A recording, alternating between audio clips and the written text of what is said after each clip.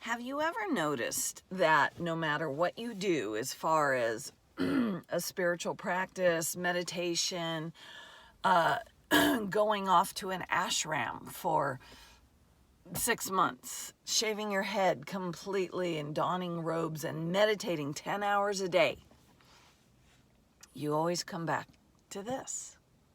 You always come back to this. And what is this? Well,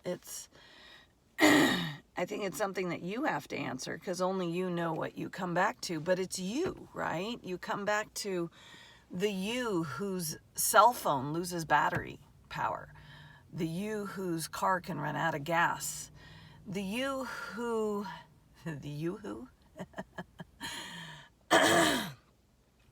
that has likes and dislikes, that has fears and worries, that has the you that is the inclusion of everything, no matter how much you're trying to exclude, no matter how much you're trying to create, it is the presence of everything. It's like this. All right. Keep my hair ties always on my wrist. This is you right here. And you might go off and play in meditation, but you come back. The minute you open your eyes, the minute you get up from your meditation to go wash your face, you're back. You always return. Maybe you're off in non-duality. You come back. Maybe you're off in Christianity and going to church and really singing and love and all is joy, and then you come back. You come back to intolerance. You come back to hate. You come back to love. You come back to joy. And, maybe you stop shaving your armpits and you change your name to Moon Tree Rockness. And yet, you're off over here and you're living in a teepee and doing all that, and you come back to you. Maybe you become a nomad and just live in your car. You always come back to you. And again, what is you? What is this? Well, I guess Christianity would call it God. Law of attraction would call it source or your inner being. Non-duality would probably call it the bigger self or the Buddha mind. Or see, the funny thing is no matter what doctrine you and what spirituality practice you engage in, they never have one name for God, right? They never have one name for this. Like I said, in Christianity, they call it God, but they also call it Yahweh. They call it, it depends on which theology you embrace, but they never have one name because it's unknowable. It's the part of us that is, it's so funny. It's the part of us that's right in our face. It's the part of us that is autopilot. It's the part of us we always come back to. But it's such an inclusion of everything that it's the inclusion of exclusion. It is the inclusion of, I don't know, and yet we have, if you're in the Mormon religion, you have prophets, and these prophets are close to God. You're not, because you're just a measly little person. You were born in sin and blah, blah, blah, blah, blah. But these people, they've suffered enough and they're old enough that they're close to God and they tell us what to do. And yet, the you that when you're done with church and you're done reading the Bibles and you're done meditating and you're done doing segment intentions and you're done doing all of that, you come back to you. The you that goes to work, the you that drives in traffic, the you that is hoping for rain and gets like a lot of clouds, but then there's no rain despite the fact that a meteorologist said otherwise. That's you. And how wondrous to play in that ease, because that you is easy, right? That's easy. It can't be that easy. And yet it is.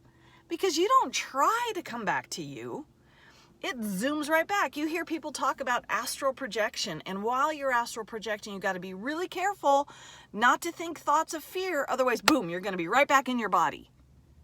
Right back in your body. That is the best analogy right there of coming back to you. Always coming back to you. Zipping right back.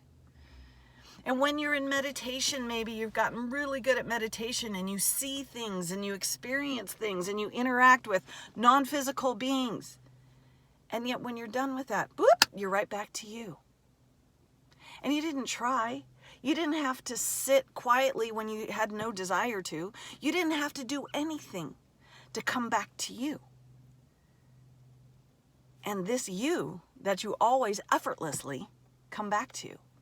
This you that is the presence of all these things you didn't ask for. That is the becoming and the begoings of things that happen without your permission. This you, that's source. That's you at your godhood, your omniscient, your whatever words flowery words I could come up with. That is you at your apex, your biggest, your most all-knowing. And you're like, well, that doesn't feel like it. Wait a minute, it can't be. This is too easy. This me is warts and farts and embarrassments and fallacies beyond fallacies. No. Because we have this preconceived notion that a God, a source, doesn't have sadness, doesn't have depression, doesn't have cancer, doesn't have COVID virus, doesn't have hate and intolerance and harming and murder and rape. It doesn't have that. There's no way. It can't be that. No.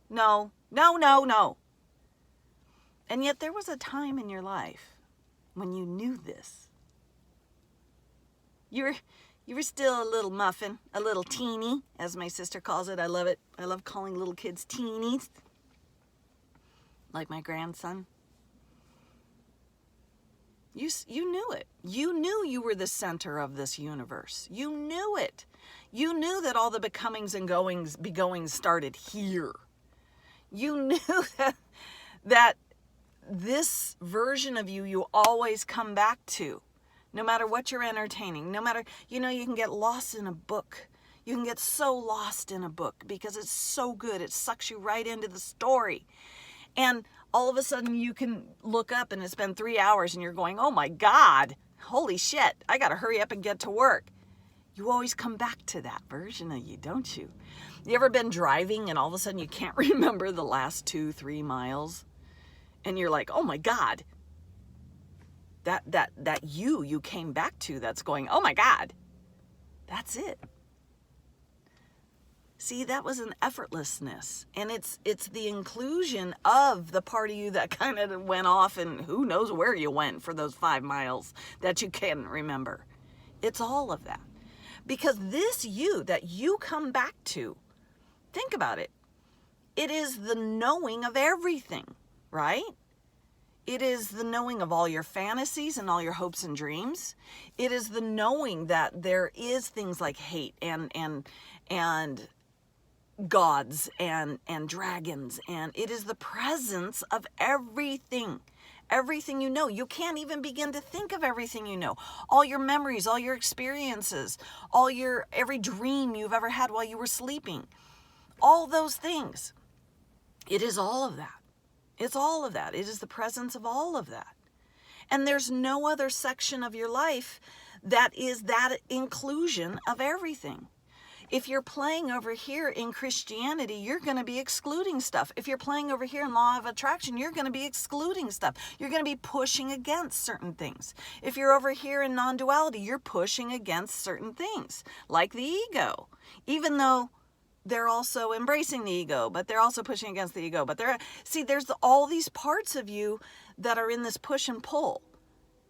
And yet you always come back to this part of you that, you know, let's say you're all done meditating, you get up and you're like, okay, quick, I got to brush my teeth. And while you're brushing your teeth and while you're washing your face, you are the presence and the allowance of all of it. You are all of it. And it's right here. It's the you always come back to.